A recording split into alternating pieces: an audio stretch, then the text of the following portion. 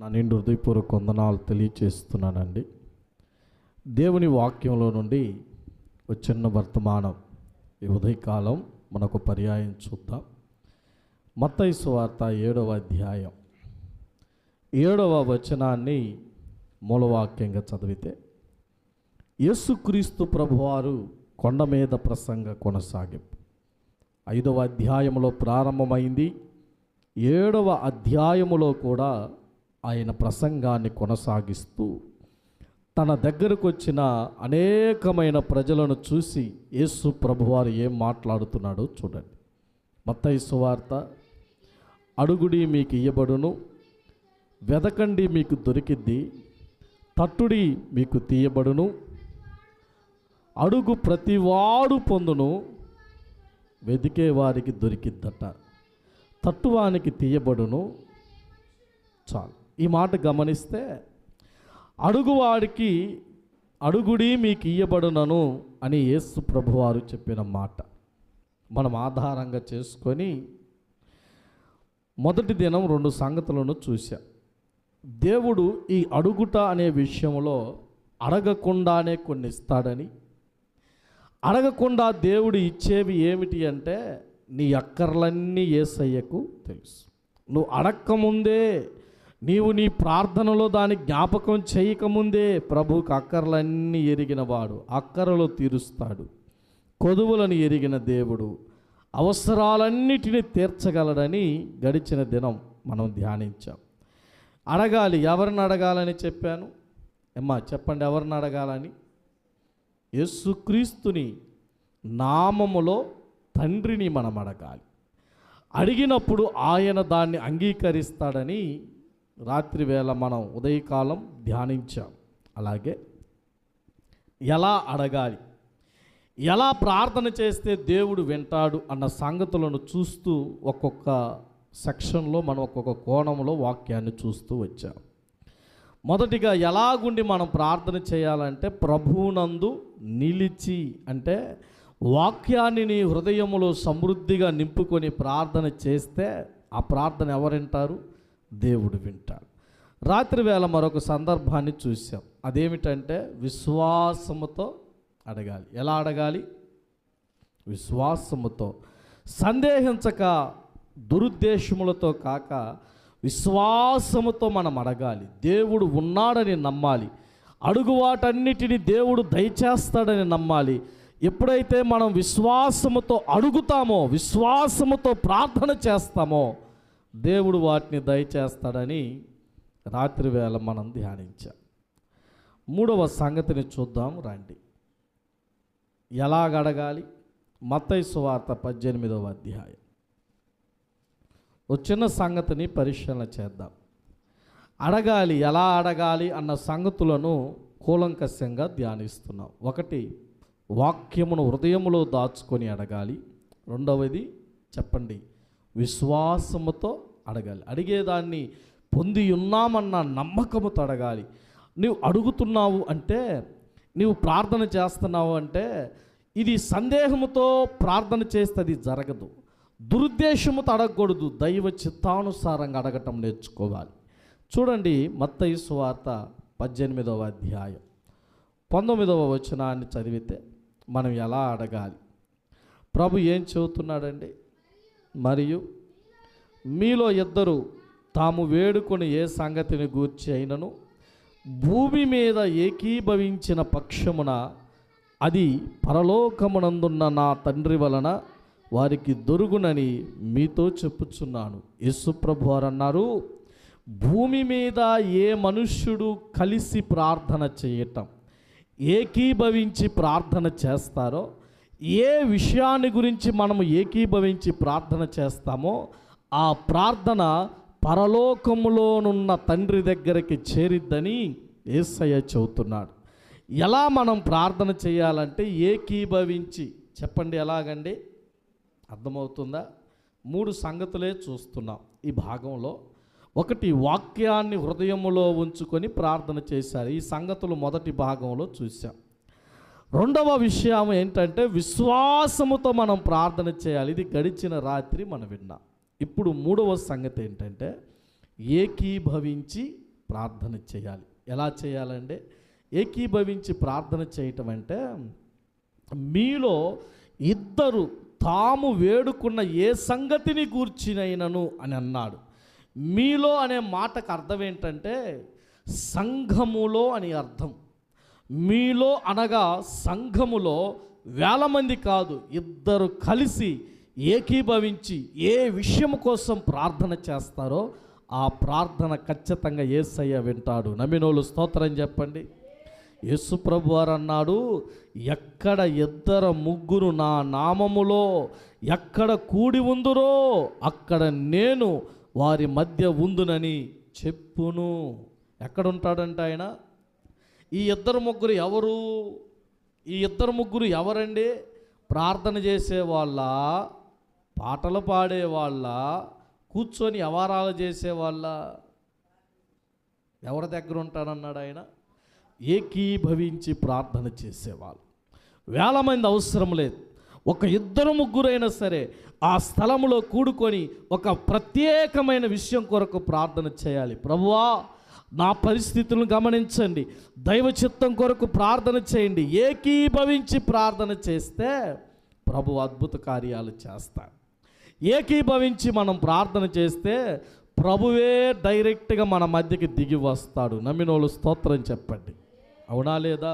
ఎక్కడ ఇద్దరు ముగ్గురు కూడి ఉంటారో వారి మధ్యలో చెప్పండి నేను ఉంటాను అని ఎవరు చెప్పారు? యేసు ప్రభువు చెప్పాడు.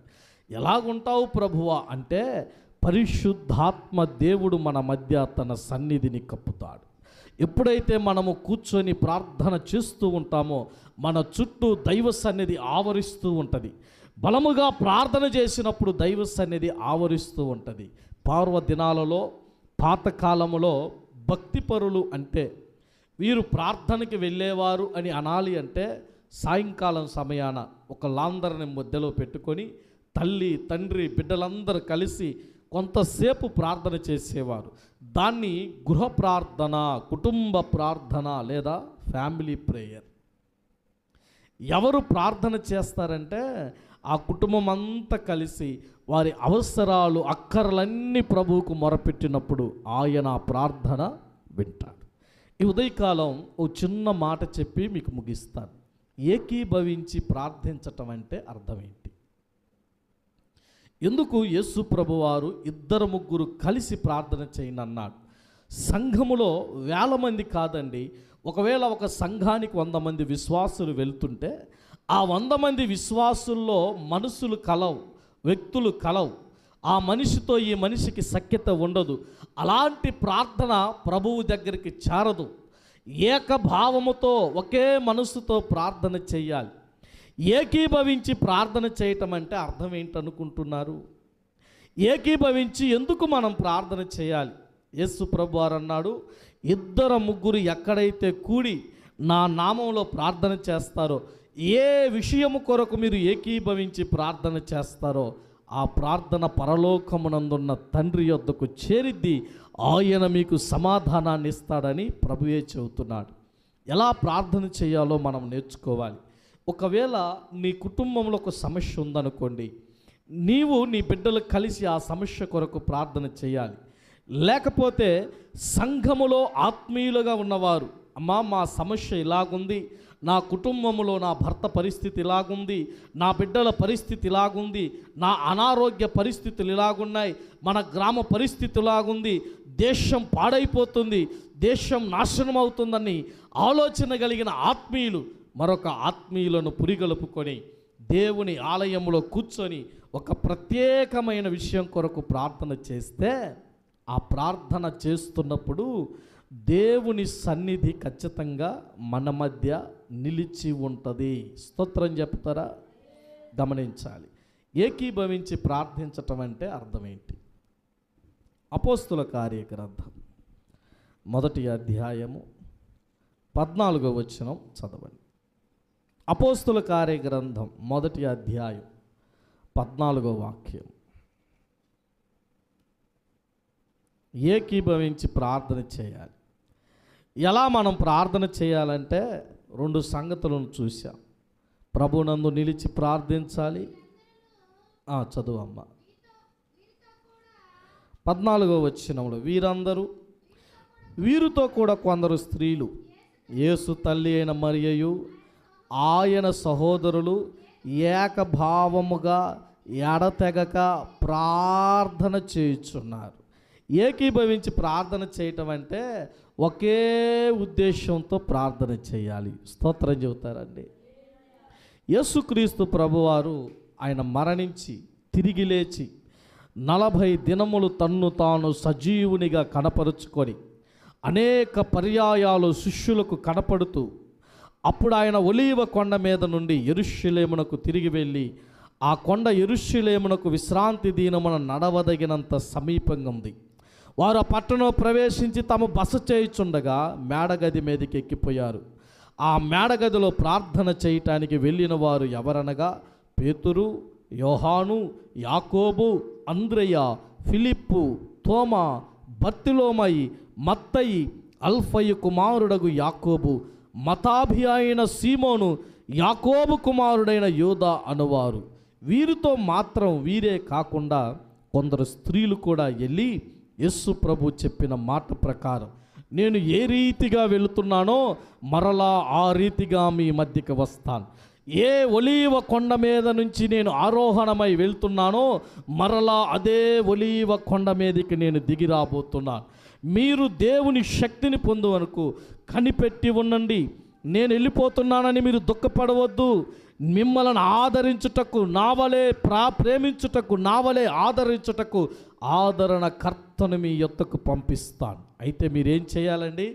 ఏకభావము కలిగి ప్రార్థన చేయండి. ఏమని ప్రార్థన చేయాలి? అయ్యా, నీవు పంపిస్తానన్న పరిశుద్ధాత్మ దేవుణ్ణి మా మధ్యకు పంపించు అని పరిశుద్ధాత్మ దేవుని యొక్క ఆగమనము కొరకు, ఆయన సమీపము కొరకు వారందరూ ఏకభావముతో ఎడతెగక ప్రార్థన చేశారు.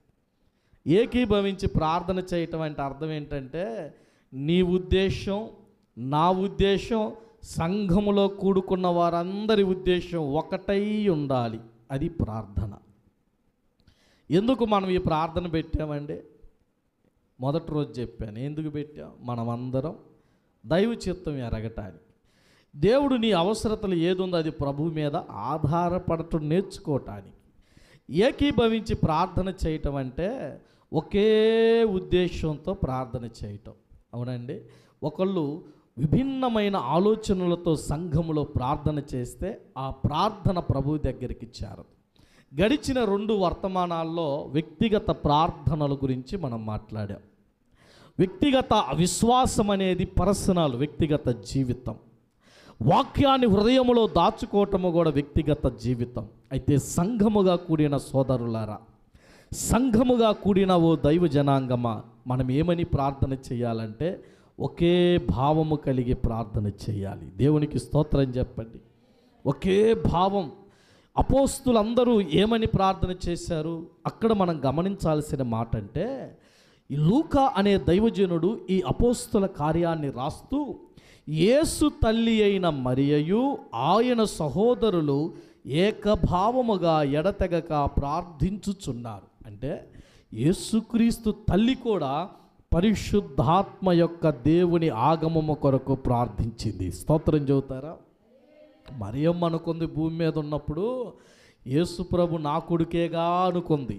ఎప్పుడైతే ఆయన మరణమును జయించి సమాధిని బద్దలు చేసి తన్ను తాను దేవుని యొక్క సార్వభౌమ అధికారము కలిగిన వాడుగా కనపరుచుకున్నాడు, అప్పుడు మరియా అనుకుంది దేవుని దూత చెప్పినట్లు ఈయన దేవుని కుమారుడు, దేవుని ప్రతిబింబం, దేవుని యొక్క స్వరూపం, కనిపించని అదృశ్య దేవుని యొక్క ఆకారమని ఎరిగి ఆమె కూడా ప్రార్థన చేసింది. అది సంగతి. చాలామందికి ఈ సంగతి తెలియక పాటలకు పాట పాడతారండి. మీకు తెలుసా అండి? మరియమ్మ మరియమ్మ యేసయ్యను కన్నమ్మ పరిశుద్ధుని కన్న, అది ఆసి అమ్మల పాట తెలుసండి. కనుక యేసుక్రీస్తుయు మరియమ్మ కన్నా ఘనుడు. యేసుక్రీస్తు భూమి మీద ఉన్న వారందరికడ అత్యున్నతమైన దేవుడు. క్రీస్తునందు ప్రియులారా, గమనించండి ఈ మాట. ఏకీభవించి ప్రార్థన చేయటం అంటే ఒకే ఉద్దేశముతో ప్రార్థన చేయాలి. సంఘముగా మనం కూడి ఉన్నప్పుడు ఒక ప్రత్యేకమైన అంశం కొరకు ప్రార్థన చేయాలి. ఏమని చేయాలంటే, ప్రభువా, సంఘములో అనేక ఆత్మలు పట్టబడాలి, సంఘములో కుటుంబాలు రక్షించబడాలి, సంఘ క్షేమాభివృద్ధి నాకు అవసరం, సంఘము క్షేమము నొందుట నేను చూడాలి, సంఘ క్షేమం కొరకు నా వంతుగా నేను ఏం చేయగలనో అది చేస్తానని మీలో ఉన్నవారు కూర్చొని ఒక భావంతో ప్రార్థన చేయాలి. మరొక సంగతిని చూడండి, అపోస్తుల కార్యగ్రంథం 2:46. ఏకీభవించి ప్రార్థన చేయటం అంటే ఒకే భావముతో ప్రార్థన చేయటం. ఏకీభవించి ప్రార్థన చేయటం అంటే అర్థం ఏంటి? 2వ అధ్యాయం 1వ వాక్యం. అపోస్తుల కార్యం 2:1. పెంతెకోస్తు పండుగ దినం వచ్చినప్పుడు అందరూ ఒక చోట కూడి ఉన్నారు. ఈ మాట గమనించారండి? ఒక చోట కూడి ఉండి 46 చదువుతాను. వారు ఏక మనస్కులై అప్పుడప్పుడు దేవాలయంలో తప్పక కూడుకొనుచున్నారా? నేనేం చదివానండి? మరియు వారు ఏక మనస్కులై ప్రతిదినము దేవాలయంలో తప్పక కూడుకొనొచ్చు, ఇంటింట రొట్టె విరుచుతూ దేవుని స్తుతించుచు ప్రజలందరి వలన దయ పొందెను. ఆనందముతో నిష్కాపట్యమైన హృదయముతో ఆహారము పుచ్చుకొనుచుండేది. మరియు ప్రభువు రక్షణ పొందుచున్నవారు అనుదినము వారిలో చేర్చబడి ఉన్నారు. ఆది సంఘం ఒక బలమైన ఉజ్జీవకరమైన తరముగా ఆ సంఘం ఎందుకుందంటే, గమనించండి, వారందరూ ఒకే మనసు కలిగి ప్రతిదినము దేవాలయములో తప్పక కూడుకొనుచున్నారు. ఏక మనసు అంటే అర్థం ఏంటంటే అండి, ఏకీభవించి ప్రార్థన చేయటం అంటే మొదటిది ఒకే ఉద్దేశంతో ప్రార్థన చేయాలి. ఆ సంఘం ఎదిగితే నాకేంటి అని అనుకోకూడదు. ఉన్నారా లేరండి? ప్రారంభంలో ఈ శోధన నన్ను ఎదిరించలేదు, కానీ పరిచర్యలు విస్తరిస్తున్నప్పుడు ఒక్కొక్కరి వ్యక్తిత్వాలు బయటకు వస్తున్నప్పుడు ఇవి నాకు ఒక శోధనగా మార్చబడింది. దేవుని సంఘం ఎదిగితే దైవజనుడికి లాభం అనుకునే విశ్వాసులు ఎక్కువైపోతున్నారు. దేవుని సంఘములో ఒక నూతన ఆత్మ చేర్చబడితే అది దేవుని పరలోక రాజ్యములో ఒక వ్యక్తిని నేను చేర్చాను, నా తండ్రి పని, నా దేవుని పని అన్న భావన చచ్చిపోయింది ఈరోజు ప్రజల్లో. క్రీస్తునందు ప్రియులారా, ఆదిమ సంఘం అనుదినము దేవాలయంలో కూడుకొనుచున్నారంట. అనుదినం అంటే ఏమంటే? అనుదినం అంటే ప్రతిరోజు. ఆది సంఘం ప్రతిరోజు కూడుకునే వాళ్ళంట. ప్రతిరోజు కూడుకొని అందరూ ఒకరికొరకొకరు ప్రార్థన చేస్తున్నారు. వారి మనసు ఎలాగుందంటే ఒకే మనసు ఉంది, వాళ్ళ ఆ భావం ఒకే భావం ఉంది. ఏకీభవించటం అంటే మనుషులు కాదు, మనస్సులు కలిసి ప్రార్థన చేయాలి. స్తోత్రం చెబుతారా? మనుషులు కలుస్తారా కానీ మనస్సులు కలవండి. ఏకీభవించి ప్రార్థన చేయమన్నాడంటే అది సులభమైన సంగతి కాదనుకుంటున్నాను నేను. మనుషులందరినీ ఒక చోట పోగేయగలం కానీ మనస్సులను కలపలేం. వారికి మనసంతా ఏంటంటే రక్షించబడాలి, అనేకులు మార్చబడాలని ప్రార్థన చేస్తూ ఇంటింటికి వెళ్ళి సువార్తను ప్రకటిస్తూ దేవాలయములో తప్పక కూడుకొనుచున్నారట. ఏకీభవించటం అంటే మొదటిది ఒకే భావముతో ప్రార్థన చేయాలి. ఈ రాత్రి సంఘమును గురించి ఉద్దేశమును చెబుతున్నాను. ఈ ఉదయకాల ప్రార్థనలో నీ భావం ఒకటై ఉండాలా, నీ ఆలోచన ఒకటై ఉండాలా. ఈ పని నాది కాదు, ఒక దైవజనుని కాదు, దేవుని సంఘానిది, యేసుక్రీస్తు పని. యేసు ప్రభుకు నువ్వేమన్నా చేయగలగాలి అని నువ్వు అనుకుంటే అది దేవుని సంఘానికి చేయాలి. ఈ సంఘం అనేది ఒక గోడల నిర్మాణము కాదండి, యేసుక్రీస్తు యొక్క శరీరం. ఆ శరీరము క్షేమాభివృద్ధి పొందటానికి నా వంతుగా నేను ఏం చేయగలనో ఆ చెయ్యాలన్న తపన సంఘానికి ఉండాలి. ఏకభావం కలిగి ప్రార్థన చేయటం. అపోస్తులు ఎలా ప్రార్థన చేశారంటే ఒకే మనసు కలిగి ప్రార్థన చేశారు. తరువాత సంగతి చూడండి, 5వ అధ్యాయం 12వ వాక్యం. 5:12 చదవండి. ప్రజల మధ్య అనేకమైన సూచక్రియలు, మహత్కార్యాలు అపోస్తుల చేత చేయబడి ఉండెను. మరియు వారందరూ ఏక మనస్కులై సొలొమోను మండపములో ఉన్నారు. గమనించారా? ఏ సంఘం అయితే ఏక మనసు కలిగి ప్రార్థన చేస్తుందో అక్కడ సూచక్రియలు జరుగుతాయి. దేవునికి స్తోత్రం చెప్పండి. మహత్కార్యాలు జరుగుతాయి, అద్భుతాలు జరుగుతాయండి. అందసాట జరగవు ఇవి. ఎక్కడ జరుగుతాయి? ఏక మనస్సు కలిగి ఎవరైతే ప్రార్థన చేస్తారో అక్కడ జరుగుతాయి. ఆదిమ సంఘం అంత బలముగా విస్తరించటానికి కారణం ఏంటంటే ఆ సంఘములో ఉన్నవారు సంఖ్య రాయబడల. ఆ సంఘములో ఉన్న ప్రజల యొక్క వ్యక్తిత్వం ఎలాగుందంటే ఏక మనసు కలిగి ప్రార్థన చేస్తున్నారు. ఒకే హృదయం, ఒకే హృదయముతో వారు ప్రార్థన చేస్తున్నారు. 4వ అధ్యాయం 24 కూడా చదవండి. వారు విని ఏక మనసుతో దేవునికి ఇట్లు బిగ్గరగా మొరపెట్టారు. ఏక మనసు కలిగి ప్రార్థన చేయటం. గమనించండి, ఏకీభవించటం అంటే 2 మనస్సులు కలిసి ఏ విషయం కొరకు భారంగా ప్రార్థన చేస్తామో ఆ ప్రార్థన పరలోకానికి చేరిద్ది. స్తోత్రం చెబుతారా? నీ కుటుంబంలో సమస్య కలిగినప్పుడు దేవాలయములోనికి నీవు సమకూర్చబడి పట్టుదల కలిగి మరొకరితో కలిసి ఇద్దరు ఎదురెదురుగా కూర్చొని బలముగా ప్రార్థన చేస్తుంటే తాడు బంధం ఎంత గట్టిగా ఉంటుందో అలాంటి ప్రార్థన ఉంటుందండి. 3 పేటల తాడు తెగిపోదు. 1 పేట తాడు ఎవడైనా తెంపగలుగుతాడు. 3 పేటల తాడు తెగిపోదు. బలమైన శక్తి మీరిద్దరు కూర్చొని బలంగా ప్రార్థన చేస్తుంటే పరిశుద్ధాత్మ దేవుని సన్నిధి మన మధ్యకు వస్తుంది. ఎక్కడైతే ఏకీభవించి ప్రార్థన చేస్తారో ఆ ప్రజల మధ్య భావం ఒక్కటై ఉంటుంది. ఆ ప్రజల మధ్య మనసు ఏక మనసు అయి ఉంటుంది. ఏక మనసు కలిగి ప్రార్థన చేస్తే ఏం జరుగుతాయో చెప్పనా? ఆశ్చర్యమైన కార్యాలను మనము చూస్తాం. స్తోత్రం చెబుతారా? జరగవు అనుకున్న కార్యాలు దేవుడు జరిగిస్తాడు. సాధ్యము కాదు అనుకున్న వాటిని సాధ్యపరుస్తాడు. ఇది జరగటానికి అవకాశం లేదు, ఎవడు ఈ వ్యక్తిని మార్చలేడు అనుకున్న వ్యక్తులు కూడా మార్చబడతారు. అనేక ఆశ్చర్య మహత్కార్యాలు జరగాలి అంటే ఏకీభవించి ప్రార్థన చేయటం నేర్చుకోవాలి. ఓ చిన్న సందర్భాన్ని చెప్పి నేను ముగిస్తాను. అపోస్తల కార్యగ్రంథం 12వ అధ్యాయం మొదటి నుంచి కొన్ని సంగతులను చూస్తే సంఘం ఏకీభవించి ప్రార్థించటం ద్వారా కలిగిన అద్భుతాన్ని మనం గమనించవచ్చు. 12వ అధ్యాయం మొదటి వాక్యం. ఆ కాలమందు రాజైన హేరోదు సంఘపు వారిలో కొందరిని బాధ పెట్టుటకు బలాత్కారంగా పట్టుకొని యోహాను సహోదరుడైన యాకోబును ఖడ్గముతో చంపాడు. ఇది యూదులకు ఇష్టమైన కార్యమని తెలుసుకొని పేతురును కూడా పట్టుకొని ఆ దినములో పులియని రొట్టెల పండుగ దినం. ఈ మాట విన్నారండి.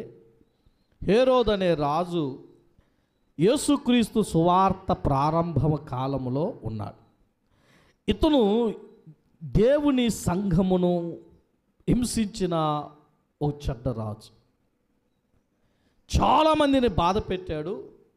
యోహాను సహోదరుడైన యాకోబును కత్తి తీసుకొని తల నరికి చంపేశాడు. ఎప్పుడైతే ఆ యోహాను సహోదరుడైన యాకోబు చంపేశాడో యూదులకు ఇది ఇష్టమైన కార్యం. యూదులు యేసు ప్రభు నమ్మరు, ఇప్పటికీ నమ్మరు. వాళ్ళు యూదులు యేసు ప్రభు దేవుడంటే అంగీకరించరు. మీరు ఎదురు చూస్తున్న మెస్సయ్య ఈయనే అని చెబితే ఈ రోజుకి వారు ఆ సత్యాన్ని నమ్మట్లా. పౌలు కాలమంతా ప్రయాసపడ్డారు. అపోస్తులు అనేకులు ఆ సంగతిని విశదపరచటానికి పేతురు వారి మధ్య నిలబడి సువార్తను ప్రకటిస్తుంటే కొందరు నమ్మారు, కొందరు నమ్మల. అందరూ సువార్తను నమ్మల.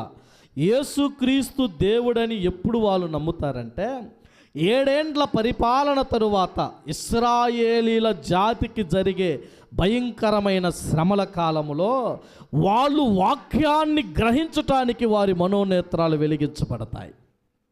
వాళ్ళు అనుకుంటారు వారు దేవాలయాన్ని కట్టిన తరువాత నిషిద్ధమైన వస్తువు ఆ దేవాలయంలో నిలబడి వాడు అంత్యక్రీస్తు చెబుతాడు, మీరు ఎదురు చూస్తున్న మెస్సయ్యను నేనే, నాకే మొక్కండి, నన్నే పూజించండి, బలి అర్పణలన్నీ ఆపేయండి అని చెబుతాడు. ఆ మాట వినగానే వాళ్ళు కనువిప్పు కలిగి అంత్యక్రీస్తు మీద వారు తిరుగుబాటును ప్రారంభిస్తారు. అంత్యక్రీస్తు వాళ్ళని చంపటానికి బయలుదేరినప్పుడు మహాయుద్ధం జరగబోతుంది. ఎక్కడికి వెళ్ళాలో తెలియక ప్రాణాలను చేతన పట్టుకొని గుప్పు గుప్పున పరిగెత్తుతూ ఉంటే ఒలీవ కొండ 2గా చీలిపోయింది. దేవునికి స్తోత్రం చెప్పండి. ఒలీవ కొండ 2గా చీలిపోయినప్పుడు ఆ కొండల మధ్యలో ఇశ్రాయేలీల జనాంగం వెళ్ళినప్పుడు పరలోకము నుండి దేవుడు తన మహిమ కలిగిన సంఘముతో దిగివచ్చి తన ముఖ శ్వాస చేత సాతానును బంధిస్తాడు. ఈరోజుకి యూదులు నమ్మట్లేదండి యేసు ప్రభు యొక్క గొప్ప కార్యములను కొరకు. క్రీస్తునందు ప్రియులారా, యూదులకు ఏమిష్టం అంటే యేసుక్రీస్తు అనుచరులను హింసించటం, యేసుక్రీస్తు అనుచరులను చంపటం, యేసుక్రీస్తు యొక్క అనుచరులను ఇబ్బంది పెట్టటం యూదులకు ఇష్టమైన కార్యం. యాకోబును చంపారు. యూదులందరూ హేరోదును పొగుడుతున్నారు. హేరోదు ఏదోమీయుడు, ఇశ్రాయేలీల జాతికి చెందినవాడు కాదు. ఏదోమీయుడు అనగా ఏశావు సంతతిలో పుట్టినోడు. వారేం చేశారంటే యాకోబును చంపాం, పేతురును కూడా చంపితే ఇక మనకు తిరుగులేదనుకొని పేతురును పట్టుకొని చెరసాల్లో వేశాడు. అది పులియని రొట్టెల పండుగ దినం. ఆ పులియని రొట్టెల పండుగ చెరసాల్లో వేయించిన తరువాత పస్కా పండుగ అయిన పిమ్మట ప్రజల యొద్దకు అతనికి తేవాలని ఉద్దేశించి అతనిని కావలి యుండుటకు 4 చతుష్టముల రావణులను అతనికి అప్పగించినారు. గమనించండి, పేతురును పట్టుకొని చెరసాల్లో వేశాడు. చంపేద్దాం అనుకున్నారు. పేతురుని జనం ముందు తీసుకొచ్చి యాకోబుని ఎలాగైతే కత్తితో నరికేమో పేతురును కూడా చంపేస్తే ఇక యూదులందరూ మా వైపు వస్తారు, యూదులందరికీ నేను ఇష్టమైన రాజునవుతానని ఉద్దేశముతో హేరోదు ఈ పని చేశాడు. అయితే ఒక పని జరిగింది. పులియని రొట్టెల పండుగ దినమప్పుడు హేరోదు పేతురుని బంధించాడు. పస్కా అయిపోయిన తరువాత హేరోదు పేతురుని శిక్షిద్దామని అనుకొని చెరసాల్లో వేసి 4 చతుష్టముల సైనికులను ఆ పేతురు చుట్టూ కావలి ఉంచాడు. గమనించండి, ఇవన్నీ జరుగుతున్నప్పుడు 5వ వచనం త్వరగా చదవండి. 5వ వచనంలో ఏం రాయబడింది ఉన్నారండి? ఇప్పుడు పేతురు గారు ఎక్కడున్నారు? ఏకీభవించి ప్రార్థన వల్ల కలిగే అద్భుతాన్ని గురించి ధ్యానించటానికి ఒక సందర్భాన్ని మీ ముందుకు తీసుకొస్తున్నాను. గమనించారా? పేతురు ఇప్పుడు ఎక్కడున్నాడు? గట్టిగా చెప్పండి. చెరసాలలో ఉంచబడ్డాడు. తర్వాత అట్టగాదన్నమ్మా, అయితే ఆ పదం ఖచ్చితంగా చదవ.